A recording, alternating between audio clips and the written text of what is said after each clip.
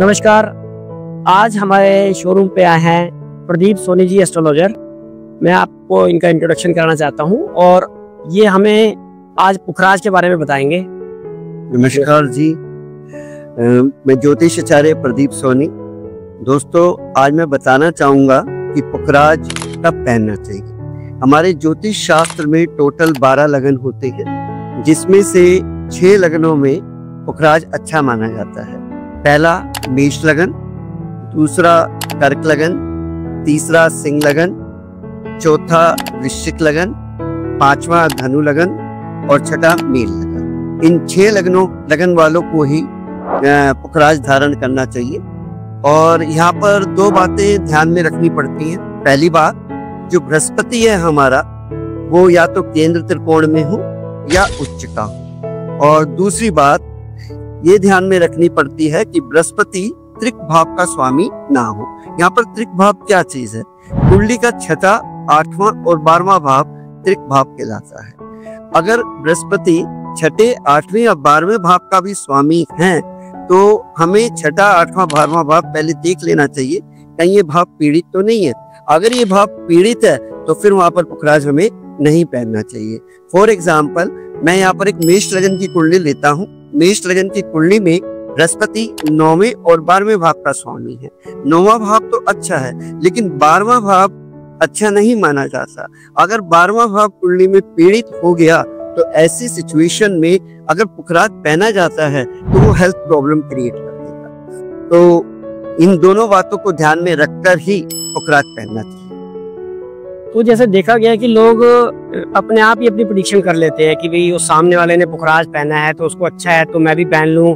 तो क्या बिना अपनी राशि को दिखाए हमें इस तरह स्टोन धारण करना चाहिए? नहीं, ये बिल्कुल भी नहीं करना चाहिए। बिना कुंडली दिखाए कोई डिसीजन अपने ओन पर नहीं लेना चाहिए। हमारे यहाँ कस्टमर्स आते हैं और उनकी एज 45 होती है अराउंड और वेट होता है 70 kg, और हमें कहते हैं 3.5 रत्ती का पुखराज आप बता दीजिए, हमें पहनना है क्योंकि हमारे एस्ट्रोलॉजर ने बोला है। तो क्या ये सही है? बिल्कुल गलत है। पुखराज जो है वो वेट के अकॉर्डिंग पहना जाता है, एज के अकॉर्डिंग नहीं पहना जाता। अगर आपका वेट 70 kg है तो पुखराज वहां पर 7 रत्ती का बनेगा। अगर आपका वेट 40 kg है तो वहां पर पुखराज 4 रत्ती का बनेगा। तो इसकी कैलकुलेशन हम कुछ इस हिसाब से करते हैं, जितना वेट होता है उसको हम 10 से डिवाइड कर देते हैं, जो रिजल्ट आता है वही हमारी रत्ती बनती है। तो जैसे 10 से हम भाग करते हैं तो क्या हम इसके नीचे पहन सकते हैं या ऊपर पहन सकते हैं? मैं यहाँ पर एक एग्जांपल देना चाहूंगा। अगर सपोज किसी पर्सन का वेट 76 kg आता है, जब हम 76 को 10 से डिवाइड करेंगे तो वहां पर 7.6 आएगा।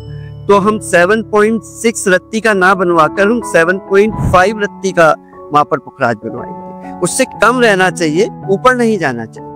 तो आचार्य जी, पुखराज को पहनने की कोई विधि होती है या हम इसको कभी भी पहन सकते हैं? यहाँ पर मैं एक बहुत सा आपको सिंपल सा रूल बताऊंगा पुखराज के लिए।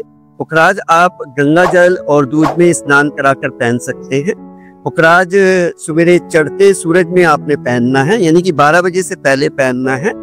आपने एक बात और ध्यान रखनी है कि जिस समय आप पुखराज पहनने जा रहे हो उस समय राहु काल ना लगा।